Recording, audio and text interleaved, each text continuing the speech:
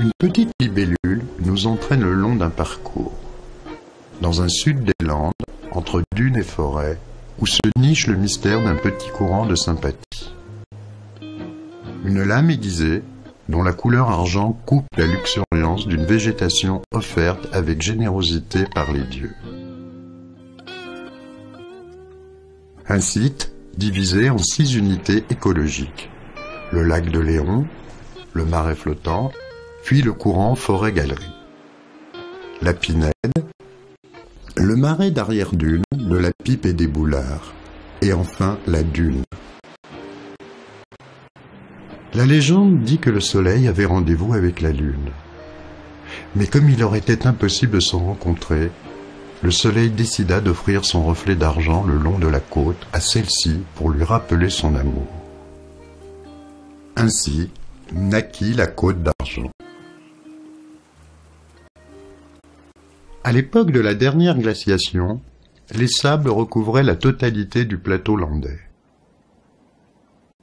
Les cours d'eau, arrachés aux glaciers des Pyrénées, prirent la route de l'ouest, épousés la plupart du temps par les vents. Ces cours d'eau vinrent alimenter l'océan qui vit son niveau augmenter, puis baisser au cours du temps. En découla la naissance de lacs. Le niveau des plans d'eau monta peu à peu, entraînant la formation des exutoires. Des courants qui relient des lacs. Celui du Chet a la particularité de déboucher directement dans l'océan. Comme attiré par les grands flots, ce courant du Chet longe un espace infini dans la douceur. Il caresse le cordon dunaire du littoral avant de se frayer un lit de sable au passage embouchure de la plage de Moliette. Ce courant du Chet, donc, il a la particularité, donc, déjà c'est le seul courant du littoral donc landais à avoir un petit peu cette, comment dirais-je, cette nature de divaguer derrière la dune, contrairement aux autres courants qui se jettent directement dans l'océan, quoi. En 1894, la balise de la Huchette servait d'amer aux marins qui naviguaient le long de ces parages uniformes. Le mot Huchette vient du mot huche. On allait autrefois pêcher avec ce qu'on appelle la fouane, mais que nous, chez nous appelions la huche. Et on allait hucher. Or, à l'époque, le courant du Chet se jetait presque en face du Chet, un peu au sud du Chet. Donc, moi je pense que ce mot est venu du mot huche et on a repris ce mot hucher parce que les gars du coin, les pêcheurs, allaient hucher et c'est resté hucher. À l'aube d'un nouveau siècle, le site par sa beauté vit débarquer une poignée de poètes qui vantèrent son charme. En 1908, Gabriel Annunzio rendit officiel ce bout de paradis. L'année suivante, Maurice Martin organisa la première visite. En 1932, le site fut classé et protégé. J'ai eu la chance de connaître d'Annunzio peu. J'ai connu le premier batelier qui l'a amené, celui qui l'a amené le premier jour, un vieux pêcheur, assez surpris qu'on lui demande de l'amener sur le courant du Chet, où lui allait souvent, il n'y trouvait rien d'anormal. Et puis, bon, il y a eu le coup de foudre, quoi, entre d'Annunzio et ensuite Maurice Martin qui est venu l'année d'après, et la rivière. Et c'est là que, bon, tout s'est emmanché. Et c'est le premier groupe qui est venu en 1920 et qui ont descendu jusqu'à Moliette. Annunzio, poète italien de son état, vivant au Moulot en compagnie d'une princesse russe, pour la presse People, demanda au maire de Léon de rendre l'harmonie de ce cours d'eau avec sa flore. Les pêcheurs se mirent à la tâche. Ils esplachèrent les lieux. La batellerie, l'origine de la batellerie, ce sont les pêcheurs professionnels.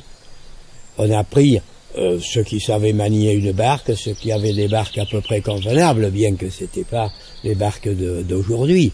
Il n'y avait pas des bancs, les clients étaient installés sur une planche. Souvent, on les mettait, il y avait une couverture, une vieille couverture. Chez nous, mon père, c'était une couverture double usage. L'hiver, elle servait, elle couvrait la jument qui était à la maison, qui nous aidait à faire les travaux de ferme. Et l'été, on la lavait, il la lavait et il s'en servait pour mettre sur les sièges. Bon, et après, petit à petit, bon, forcément, les barques, les choses se sont améliorées, mais pratiquement jusqu'en 35, ça n'a pas tellement bougé. Jusqu'alors, les 3 cours d'eau servaient une population pauvre et peu nombreuse. Il y avait peut-être 20 familles, des résiniers notamment, qui s'appuyaient sur la pêche pour se faire un petit supplément. Donc ils se prenaient des quantités de poissons parce qu'il y avait dans le lac des quantités de poissons. Le lac était une mer des sargasses, c'était un immense herbier.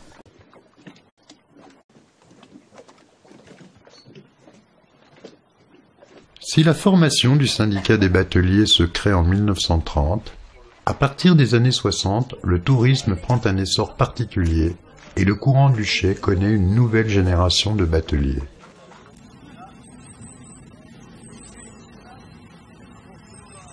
Elle prend le relais alors que les anciens étaient tous pêcheurs de formation.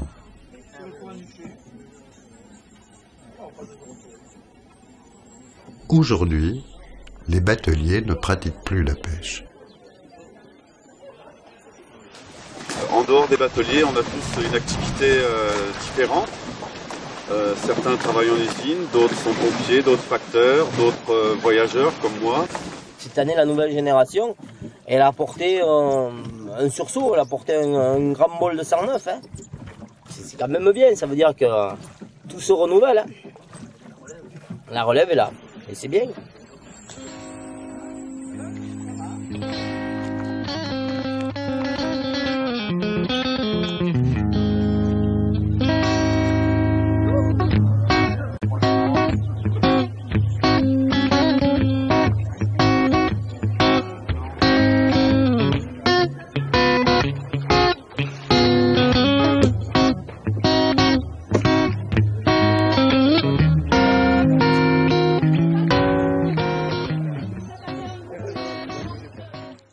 Sur leur galupe, les bateliers vous content au fil des méandres de cette eau envoûtante les histoires anciennes et nouvelles.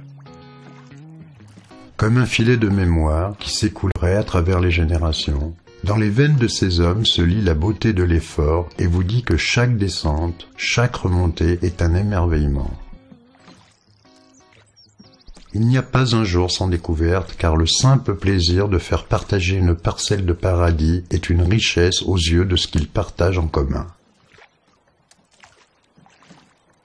Comment ne pas rentrer en communion avec cette eau cuivrée, cette eau vive, ce caprice de l'imagination?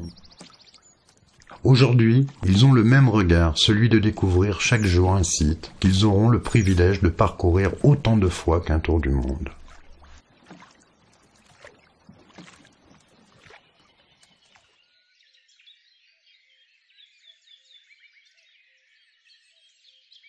Loïs Labec, le sémillant poète du cru, un jour de contemplation, les bras croisés, resta béat face au lac.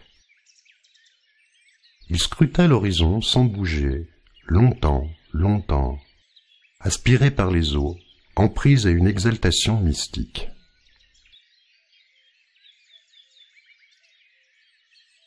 La ballerine, d'un battement de ses ailes, nous transporte avec elle dans un confortable sommeil, dans la légende d'un lac de 350 hectares pour 12 km de pourtour et dont la profondeur s'estime à environ 1 mètre. Et sinon, lui, le lac, vous voyez, il a des alimentations en amont et ce sont toutes des sources, donc, dont la plus importante, vous voyez, s'appelle la Palue et qui prend sa source, vous voyez, à pratiquement à 15 km de Lyon ou même au 20. Vous voyez, du côté de Talé, après Castès. Et donc, il y a toujours plus ou moins un renouvellement d'eau. Nous sommes 7 mètres plus haut que l'océan. Mais la marée n'a pas d'influence. Vous voyez, il y a l'eau saumâtre qui remonte jusqu'à 2-3 km, mais pas plus, quoi. Sinon, c'est que de l'eau douce, quoi.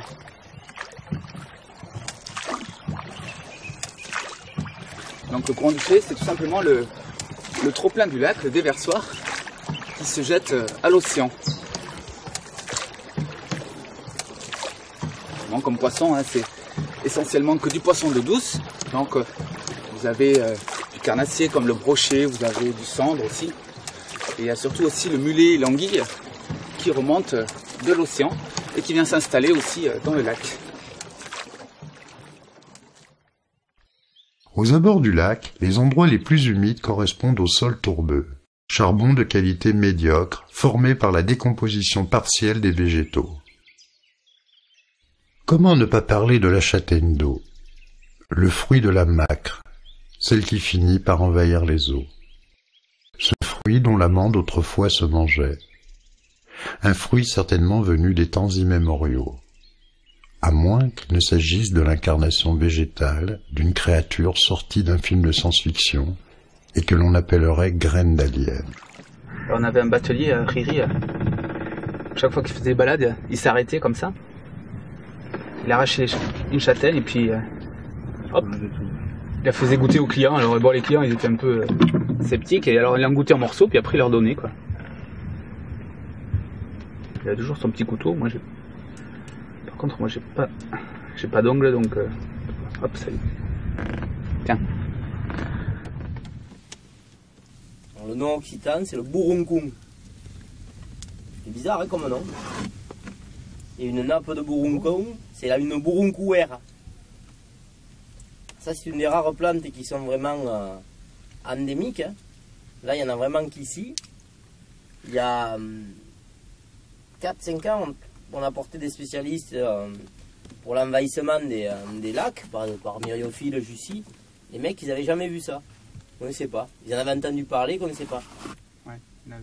C'était une des nourritures de base des peuplements préhistoriques. Alors c'est attaché comme un nénuphar. C'est attaché au fond, tu as une tige très fine qui monte à la surface. Ça va rester à la surface, ça va pousser comme ça. Tu vois, c'est vert. Alors ce qui va se passer, c'est que la bogue va durcir, le vert là, ça va durcir de plus en plus, ça va devenir noir. Ça va devenir tellement sec que le fruit à l'intérieur, ce que vous avez mangé, va devenir de plus en plus sec. Et ça va devenir plus léger que l'eau. Et ça va remonter à la surface. Et ce qu'on voit sur les lacs, ce qu'on voit au bord, c'est ça, c'est ce fruit sec là, ce que tu as.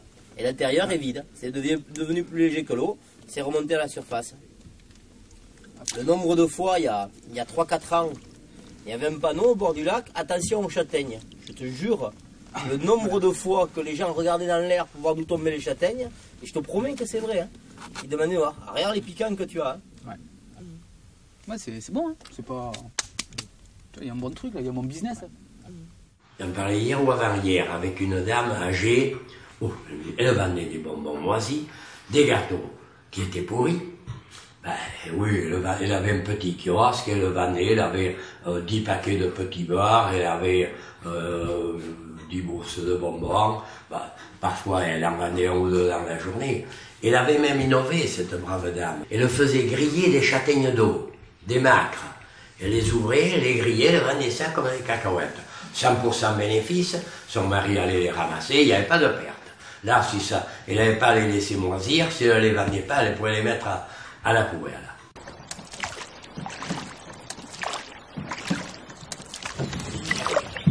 Alors la nasse, vous voyez, c'est un petit lieu-dit. Et c'est la cabane du pêcheur, vous voyez, c'est la pêcherie d'anguilles que l'on retrouve ici. Donc c'était dans les années 1900, vous voyez, il y avait une quinzaine de familles de pêcheurs. Et cette petite cabane leur servait plus ou moins de refuge de leur lieu de travail. Et vous voyez, le dernier des survivants, c'est Dédé, que l'on voit là, qui a connu l'ancienne génération de pêcheurs, la nouvelle génération, il était entre les deux. Et il arrive un monsieur vers moi, il me dit, vous êtes Dédé? Ah, je dis oui. Mais Dédé la va dire. Oui. Ah, il me dit, bon, mais peut-être que vous avez connu mon grand-père. Votre grand-père, je lui dis, mais Oui, il était pêcheur, il était batelier à Léor, mais des premiers.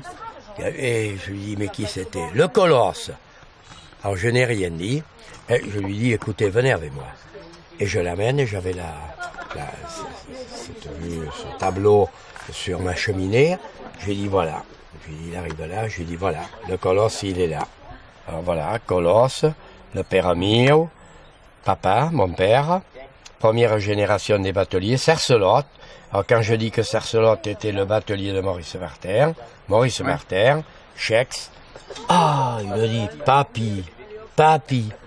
Eh bien, je ne l'avais jamais vu à papy. Eh bien, je lui dis, papy, il est là, le voilà. Le gars, il avait les larmes qui coulaient, il était ému, on ne pouvait pas l'être davantage. Et puis, bon, mais... Voilà, on se retrouve sur cette photo avec cette première génération de bateliers.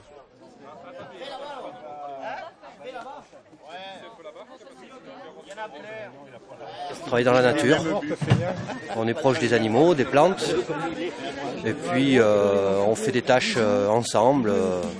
Ça fait plaisir parfois de voir 15 ou 20 bonhommes tirer un arbre de l'eau, tous dans le même effort. On partage de bonnes choses. Ça forme le caractère aussi, parce qu'il faut savoir s'entendre tous. Alors parfois il faut savoir faire le dos rond, mais c'est formateur.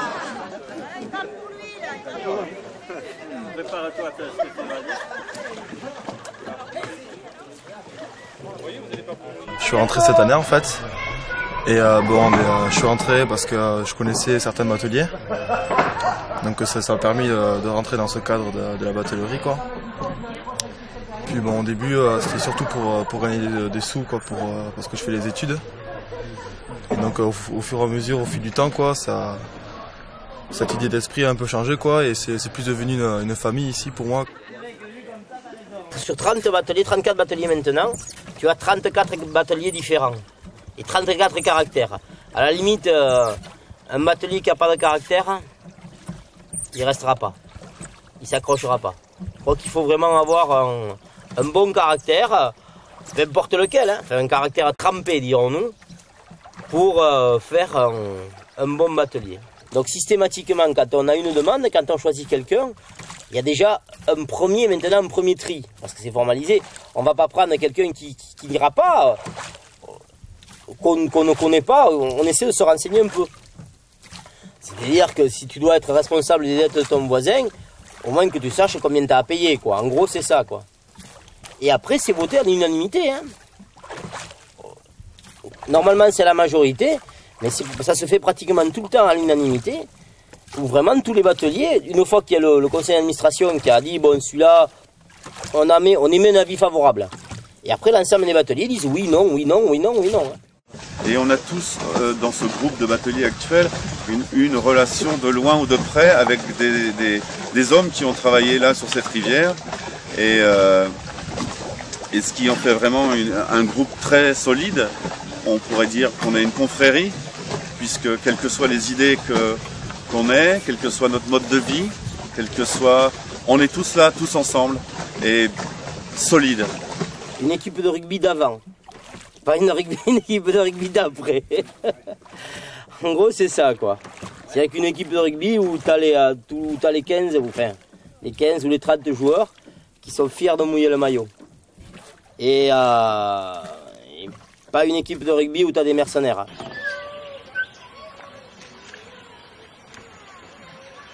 Je pense que les jeunes bateliers, ils vivent leur terme. Nous avons vécu le nôtre. Et ils ne connaissent le nôtre qu'au travers de ce qu'on peut leur raconter. Mais ils adorent écouter. Ils adorent nous écouter, ils essaient de reprendre, et je le vois étant souvent ici, souvent quand ils ne savent pas expliquer quelque chose, ils disent aux clients, oh mais on va peut-être trouver Dédé, et Dédé vous expliquera. Et c'est vrai, c'est nous qui avons le savoir, c'est nous qui connaissons le lac, qui connaissons les problèmes, tous les problèmes qui se sont multipliés. Alors, Dieu sait s'il y en a eu des problèmes. Le courant du Cher, s'il est encore tel qu'il est, c'est qu'au travers des générations, il a fallu se battre. Les anciens, nous les intermédiaires, et les jeunes maintenant, ils se battent encore comme des forcenés pour arriver à garder un courant touristique et valable. La nasse est le lieu servant de barrage qui retient le débit ascendant de la rivière et empêche le lac de se vider. Un lieu de passage, une frontière entre la rondeur d'un lac paisible et la rencontre d'un univers entre luxuriance et harmonie animale. Un lieu équipé, remis aux normes à chaque nouvelle saison. Un lieu qui tient compte du passage physique des bateliers.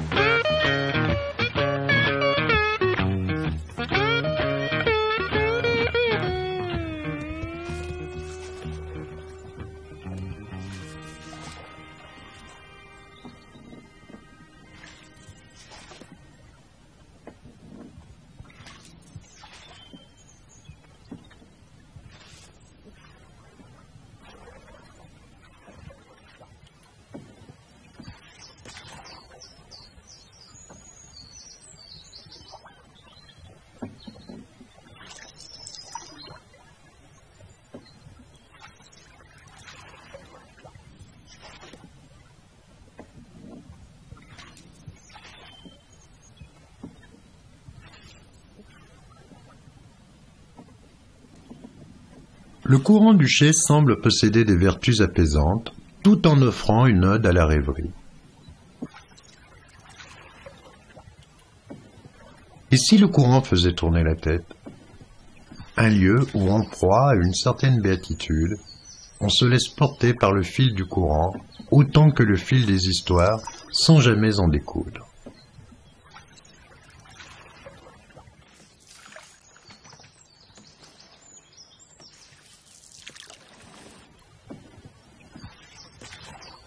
Combien de poètes furent pétris d'admiration?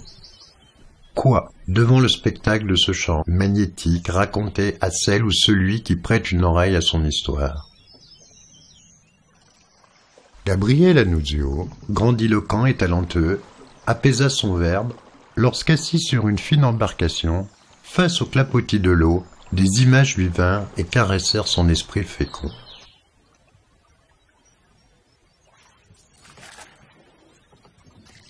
Il y a chez lui cette impression de vivre à grandes bouffées un fleuve, un océan en point de mire.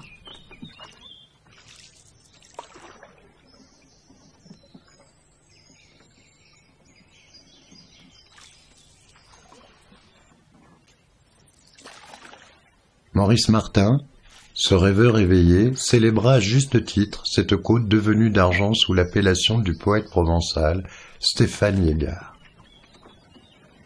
Promu parrain de ce littoral, il défendra inlassablement ce site.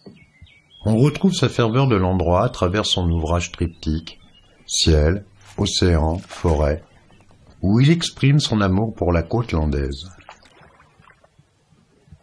Annunzio dit de lui « Il soutient de sa foi la beauté des Landes comme les vieux saints portent parfois de petites villes dans le creux de la main. »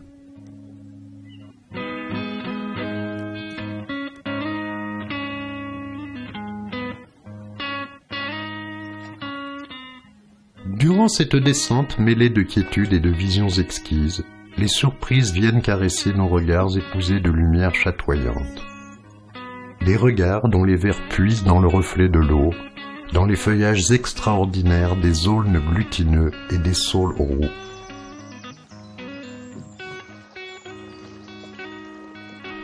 La puissance de la végétation et l'ivresse d'un parfum d'humidité n'est pas sans rappeler sa grande cousine prêtresse d'un climat tropical, l'Amazonie. En effet, on pourrait se croire sur le fleuve Maroni, entre le rite d'une nature souriante et son éclat. Les osmondes royales et les bruyères roses enchantent les poètes, et ceci depuis son officielle découverte. Entre mangroves, fougères coupantes, cheveux de sorcières touffus, vergnes et roseaux, comment ne pas respirer, humer le vent de ce large, les parfums d'un certain bayou.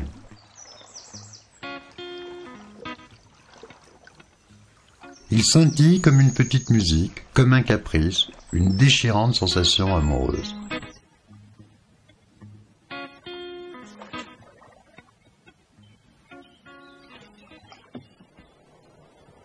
Dans sa grâce, la libellule fend l'eau, avant de rendre visite au cyprès chauve appelé taxodium.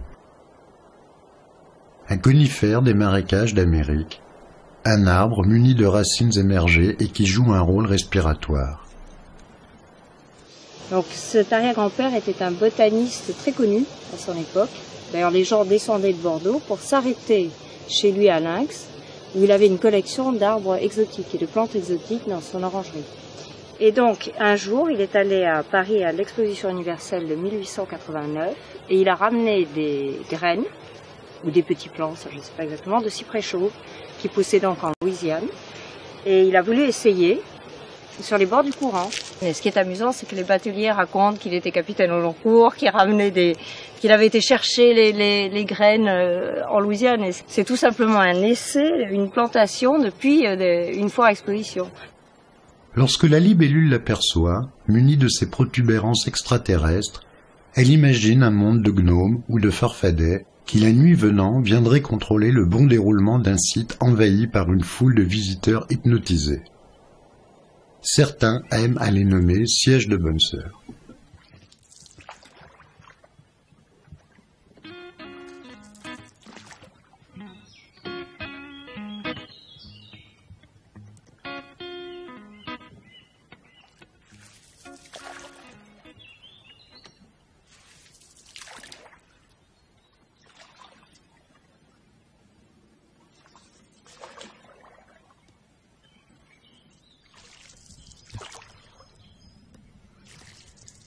Sertis dans un écrin de forêt, les eaux offrent des ajoncs flanqués dans la démesure, et nous arrivons à Pechleb, donc gascon qui signifie pisse de lièvre.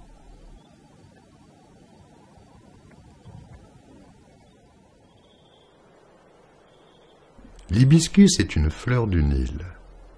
Guimauve sans doute soufflée par les vents ou rapportée par les migrateurs. Peut-être fut-elle introduite pour sa beauté insolite par un botaniste en quête d'absolu.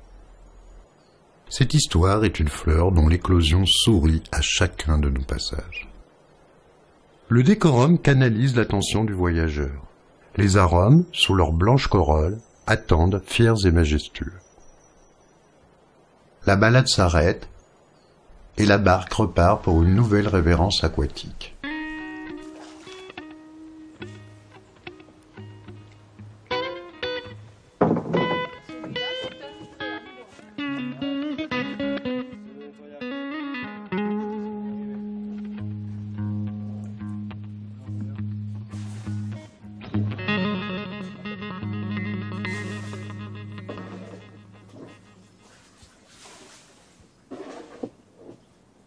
Il est sûr que quand il fallait sortir un pen de 2 ou 3 mètres cubes qui était à niveau de courant avec à la hache ou au passe-partout, parce que nous n'avions pas de tronçonneuse, ben c'était toute une affaire. Nous partions, c'était des anciens, des gens aguerris qui en avaient vu d'autres. Mais on est tombé sur des cas particuliers, notamment un jour, On avait un arbre énorme et on ne pouvait absolument pas passer, qui était moitié dans l'eau, moitié en surface. Et puis on a bataillé, on a coincé 2 passe-partout, on a commencé à la hache, mais à la hache, dès qu'on arrivait dans l'eau, ça ne répondait plus. On avait travaillé toute une journée et l'arbre avait résisté. Et puis, il y a un gars qui est venu, un gars qui est sorti de je ne sais où. Il arrive, il nous regarde travailler, mais il nous dit, mais, vous voyez, moi, je sais pas, j'y connais pas grand-chose. Si vous le preniez à l'envers de telle façon, si vous faisiez ainsi, puisque vous êtes quand même 7-8, on ne pouvait pas être plus. Il dit, mais peut-être que ça réussirait. On s'est regardé, vous savez, les vieux à l'époque, les anciens, ils ne voulaient pas trop les avises de gars qui arrivaient comme ça. Et puis bon, quand même, on a dit, ben, on va essayer. 1 heure après, le père était cassé, il était parti. Il a raison, il fallait jouer avec la poussée de l'eau, il fallait jouer avec la force du courant, ce que nous avions fait, mais pas suffisamment. Et lui nous avait donné, il fallait retenir l'arbre d'un côté avec des appuis et le scier et jouer petit à petit avec la poussée du courant. Et nous avions sorti notre arbre.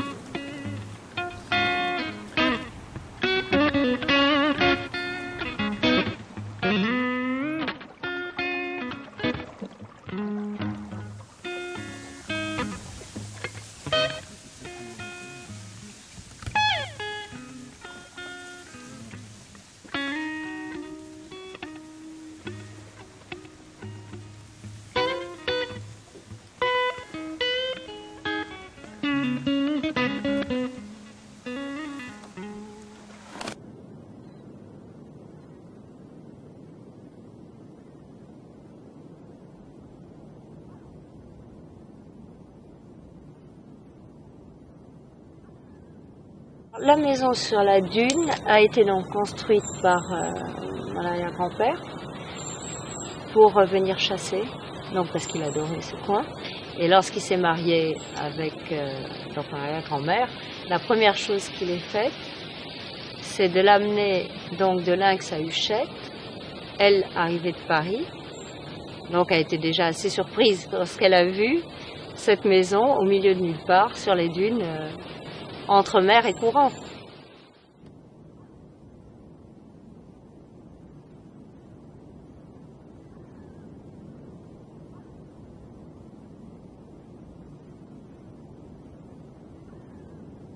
Quand on arrivait là-bas, bon, on pensait qu'on arrivait au bout du monde.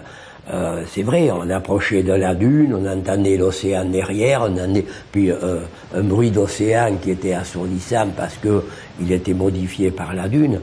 Et puis, en découvrant ce spectacle qui était totalement différent de ce qu'on avait vu depuis la NAS, je pense, on rentrait dans un autre monde.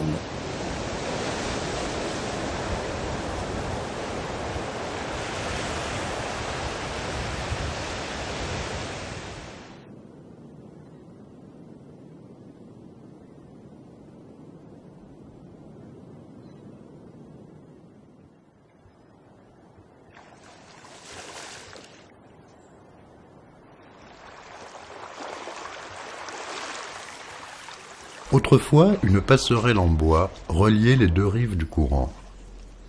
On l'appelait le petit pont japonais. Il a été démoli après la guerre. Et il était en piteux état. Mais pourquoi a-t-il disparu? Très simple. Le vélo, la voiture, les moyens de locomotion rapide. Bon, on préférait prendre une voiture que traverser le lac comme faisaient les gémeurs à l'époque, traverser le lac en bateau, marcher ensuite traverser sur le petit port pour aller travailler de l'autre côté. Peut-être en reste-t-il des traces. Ben, au Pas du Loup, un peu avant le Pas du Loup.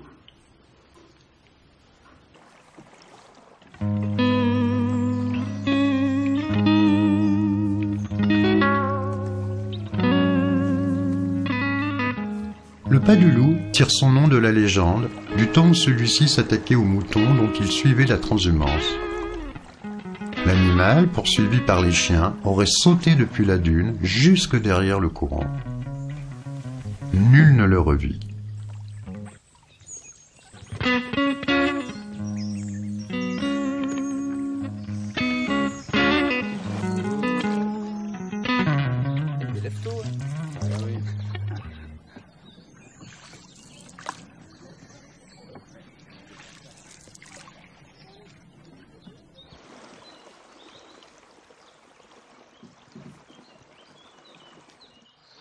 C'était la bataille du gros contre le petit, parce que les moteurs, c'était des gars qui étaient quand même fortunés, qui avaient des moteurs, des beaux bateaux, des gros cylindrés, qui arrivaient sur le lac, qui commençaient à descendre le courant. On commençait à parler de nettoyer le courant, de le dégager, afin qu'il puisse passer avec les moteurs. Et puis, on a eu une grande chance. Un jour, nous portions les préfets d'Aquitaine, sous la conduite de Gabriel Delaunay, préfet de région, et puis il commençait à y avoir du ski nautique. Il y avait 3-4 skis nautiques tous les jours. Et nous, on prévoyait l'accident, c'est trop petit, un lac comme le nôtre. Et puis, on part avec ces gens-là. Ils avaient bien sûr le service d'ordre, mais le service d'ordre, on ne pouvait pas le mettre sur les bateaux, donc ils étaient restés au bord, ils allaient les reprendre à Pichelède.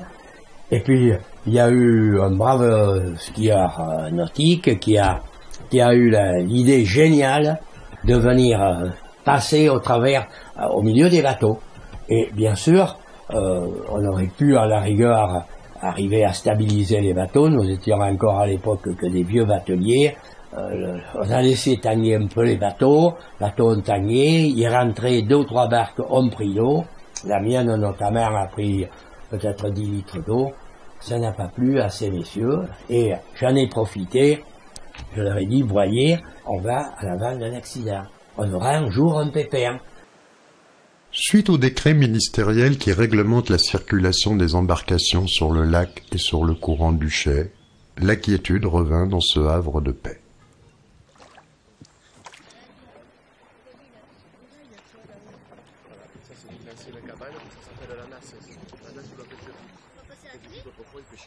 C'est très reposant, les bateliers sont charmants, enfin vraiment on a passé une après-midi vraiment super. Ça représente l'Amazonie, c'est assez surprenant à côté de ce lac, c'est vraiment magnifique.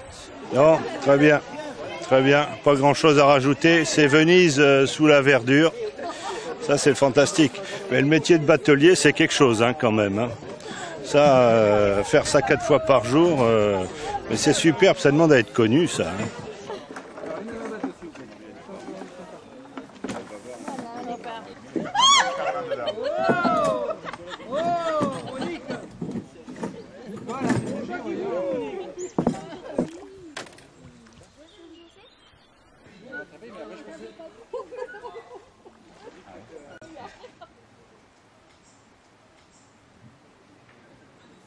À l'origine, les berges appartenaient aux propriétaires.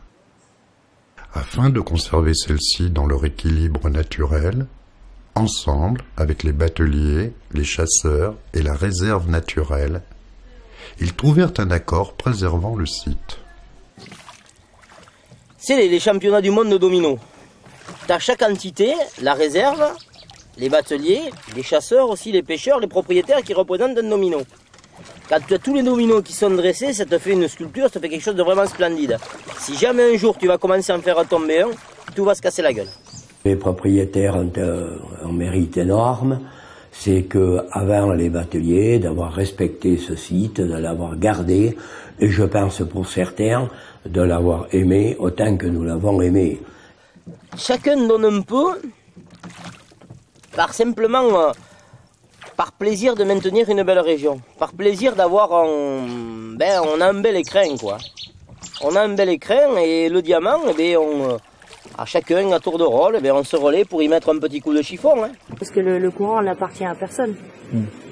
Les rives appartiennent aux propriétaires. Les bateliers autrefois descendaient, il y avait beaucoup moins de bateaux, il y avait beaucoup moins de barques, il n'y avait aucune nuisance. Les gens venaient, regardaient, descendaient. Et quant à la réserve elle-même, elle a été créée en 1981, donc c'était mon père à ce moment-là qui s'est occupé de tout ça. Et je pense qu'ils avaient préféré que toutes les rives du courant du Chet en partant de Léon soient classées en réserve naturelle plutôt que d'être peut-être expropriées par quelques promoteurs.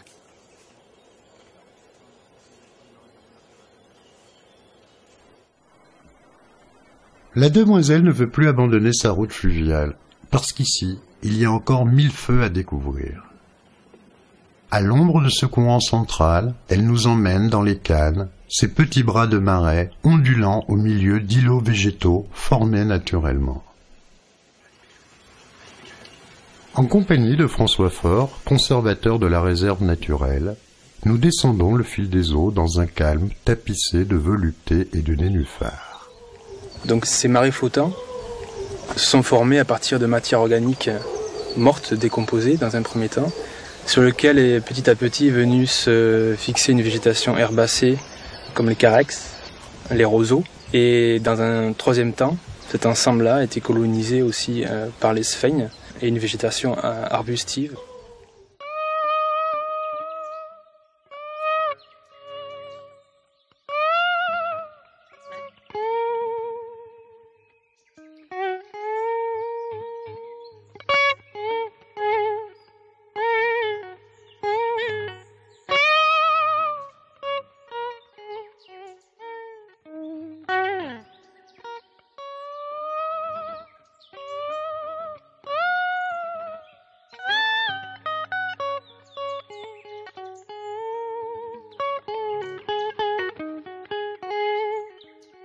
Nous poursuivons dans le marais Koun de montagne, où la réserve naturelle créée en 1981, comme dans d'autres marais du domaine, répertorie par le biais de son équipe les variétés d'oiseaux, son flux migratoire et recense les espèces protégées.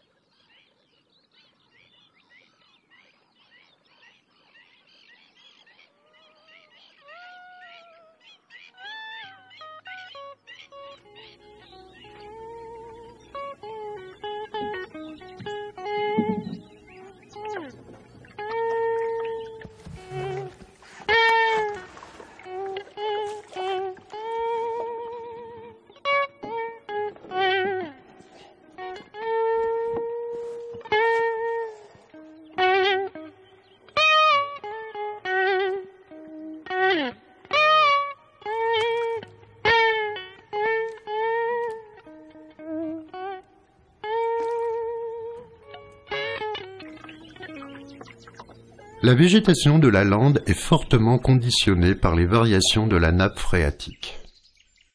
Ici, les plantes se développent sur des sols acides.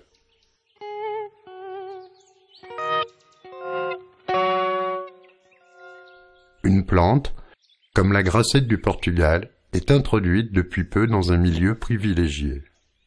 Fragile, elle nécessite un regard particulier. Elle est une plante carnivore et dévoreuse de petits insectes.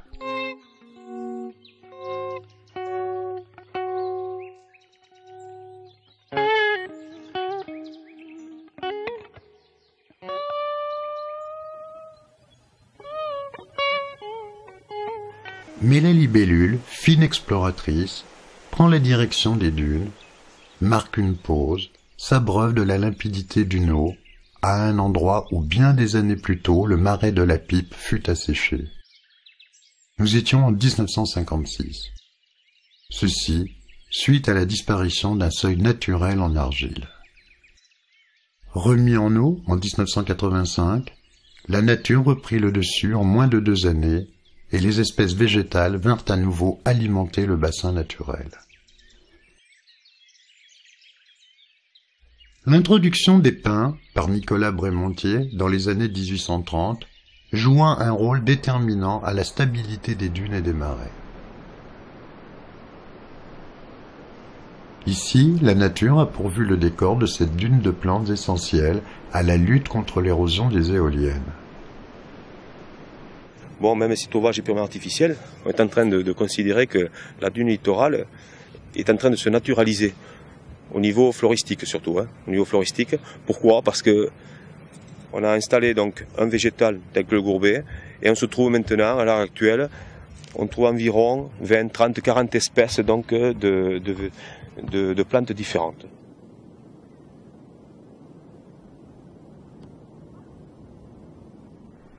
La flore s'est adaptée au fil du temps aux conditions naturelles, parfois difficiles, à la salinité importante et au vent violent. Pour parer à ces conditions, certaines plantes se dotent de feuilles charnues, comme l'épervière laineuse, d'épines, comme le chardon. Dans cette petite poche de sable blanc, on y trouve d'autres plantes qui s'adaptent aux conditions naturelles, l'astragale de Bayonne, mais aussi l'héliotène à gouttes.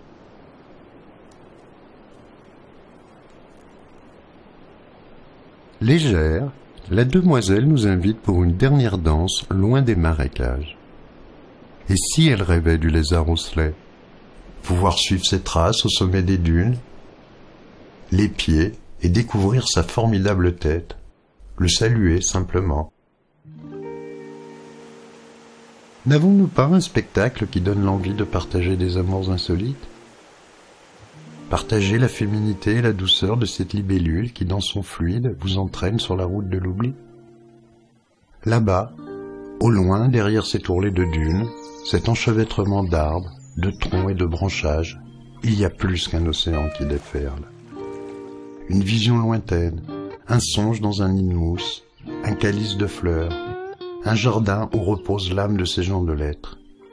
Au fil des rencontres, il y a ces échanges avec ces hommes de cœur, ces amoureux de l'eau et de la terre qui vous permettent de sonder l'invisible vérité entre deux eaux.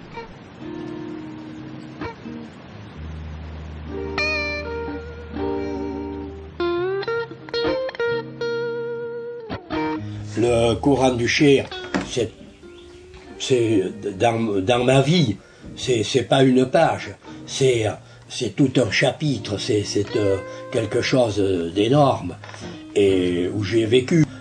Moi ici, je me considère dans l'antichambre du paradis, que ce stade de m'habite et tout le système travaillable et un pensi que bien crade que le mis seconde âme. Ni à la maison, mais que ni à la basse. T'as compris?